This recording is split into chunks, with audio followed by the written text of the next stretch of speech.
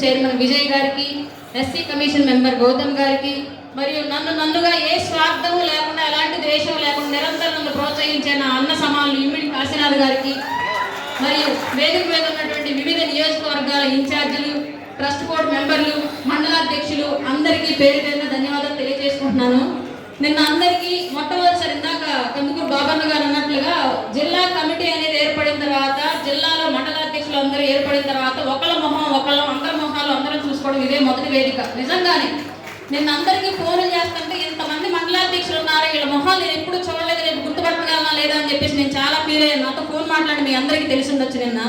కాబట్టి జిల్లాలో ఇవాళకైనా సరే ఇంత చైతన్యం వచ్చినందుకు, జనసేనకి ఇంత బలం చేకూర్చినందుకు జనసేన పార్టీ తరపు నుంచి ప్రత్యేకించి శ్రీ బాలినేని శ్రీనివాసరెడ్డి గారికి ధన్యవాదాలు తెలియజేసుకుంటున్నాం సార్. నిజంగానే మాకు ఒక అండ దొరికింది అన్నటువంటి భావన కలిగింది ఈ మీటింగ్ ద్వారా.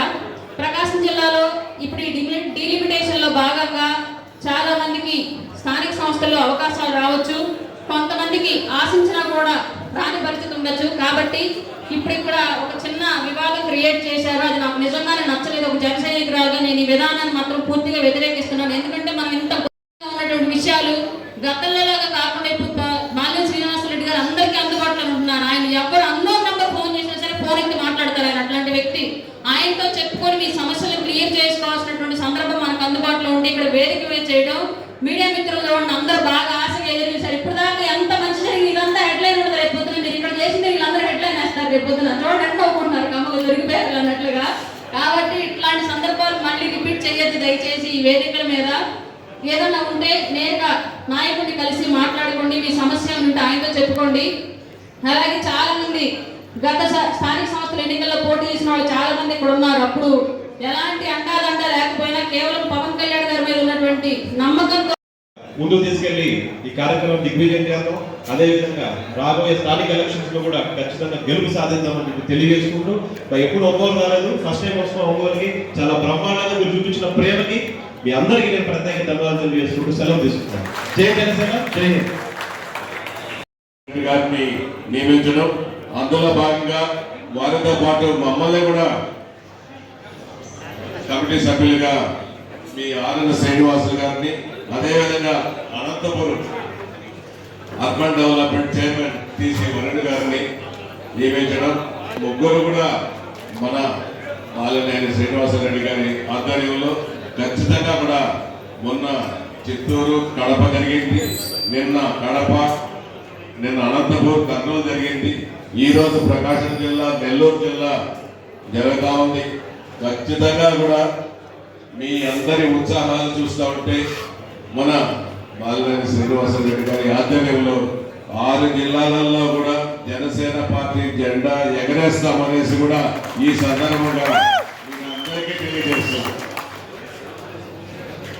ఎందుకంటే మీ అందరికీ తెలుసు, ఏదైనా ఒకటి అనుకుంటే అది చేసేంత వరకు, మాట్లాడేంత వరకు, చేసేంత వరకు కూడా ఒక పట్టుబట్టి మనందరికీ ధైర్యాన్ని గారికి, మా పెద్దలు మన అజయ్ గారు నెల్లూరు జిల్లా జనసేన నాయకులు మరియు సిట్కో చైర్మన్ అజయ్ గారికి, వేదిక నుంచిన జనసేన ప్రకాశం జిల్లా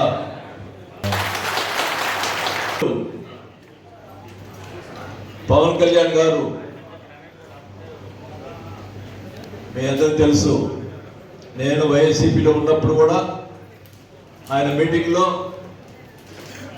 వైసీపీ నాయకులు తిడుతూ మంచి వాళ్ళు కూడా ఉన్నారు, దాంట్లో భాగంగా బాలినేని శ్రీనివాసరెడ్డి లాంటి మంచి వాళ్ళు ఉన్నారు.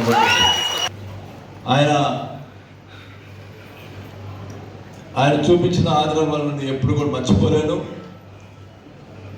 ఎప్పుడు కూడా అప్పుడు వైసీపీలో ఉన్నప్పుడు జగన్ గారు ఎప్పుడున్న అది పవన్ కళ్యాణ్ గారి వల్లే ఓడిపోయాడు.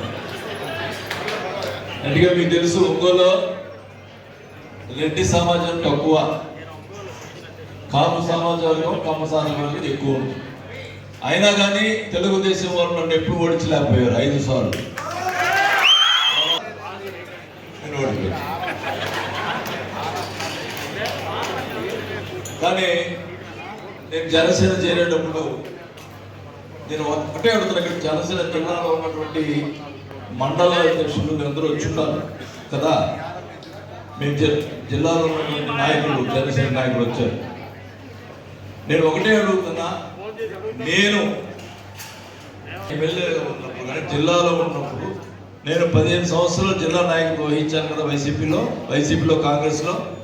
ఎప్పుడైనా జనసేన వాళ్ళ మీద ఎప్పుడైనా ఒక కేసు పెట్టించారో చెప్పండి. మీరు చెప్పండి, ఒక్క కేసు పెట్టించారో చెప్పండి.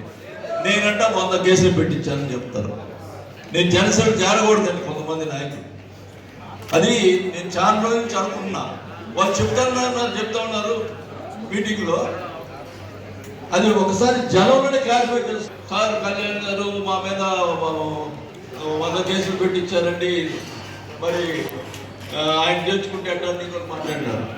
నాకేంటండి, ఇప్పుడు నేను 5 సార్లు ఎమ్మెల్యే అయ్యా, 2 సార్లు మంత్రి అయ్యా. పవన్ కళ్యాణ్ మీద ఉన్న ప్రేమతో జనసేన చేయాలని చెప్తే వీళ్ళ కోసం కాదు. అంటే కార్యకర్తలకు నేను ఏం చేస్తున్నానో మీ అందరూ తెలుసు. కార్యకర్తల కోసం పనులు లేకపోయినా కానీ నేను ఎంత నా సొంత డబ్బులతో కార్యకర్తల్ని నేను ఆదుకున్న పరిస్థితులు.